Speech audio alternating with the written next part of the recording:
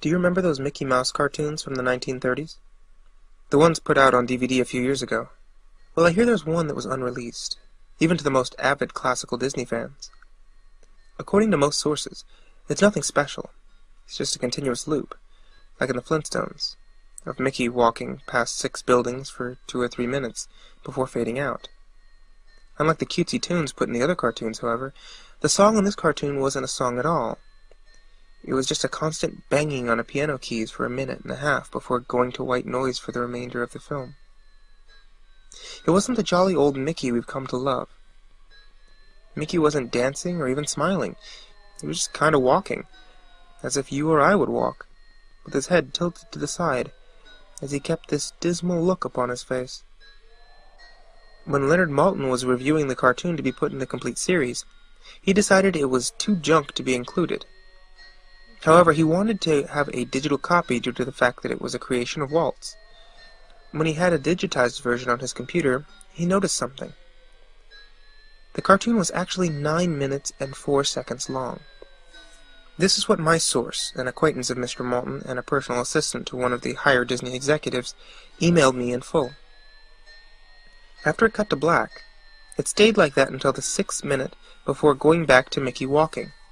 The sound was different this time, though. Instead of piano, there was murmuring. It wasn't actual talking, but more like a gurgling cry.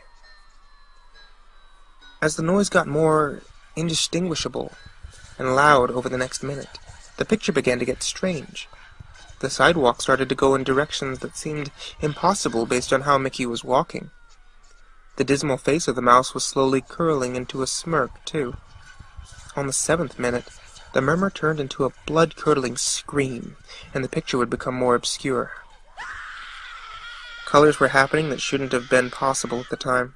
Mickey's face began to fall apart, with his eyes rolling to the bottom of his chin, and his curled smile pointing upward on the left side of his face. The buildings became rubble, floating in mid-air, and the sidewalk was still impossibly navigating in warped directions. Mr. Maltin became disturbed and left the room, sending an employee to finish the video and take notes of everything happening until the last second, and immediately store the disc of the cartoon in the vault afterward.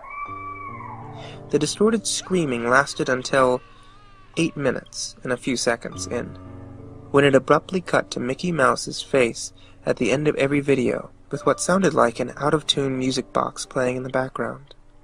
This happened until the last 30 seconds, but I haven't been able to find out what happened in those final seconds.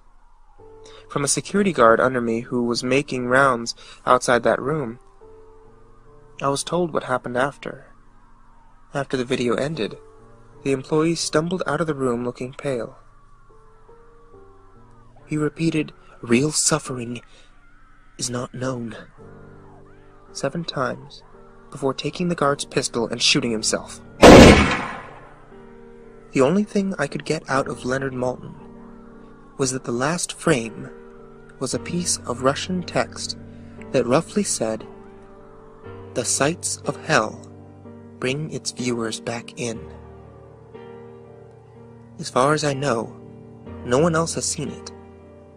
However, there have been dozens of attempts to get the file onto the internet by employees inside of the studio, all of whom were promptly terminated of their jobs. Whether or not it got online is up for debate, but if rumors serve me right, it's online under the name Suicidemouse.avi. If you ever find a copy of it, I want you to never view it. Contact me by phone immediately, regardless of time. When a Disney death is covered up as well as this, it means that this has to be something huge.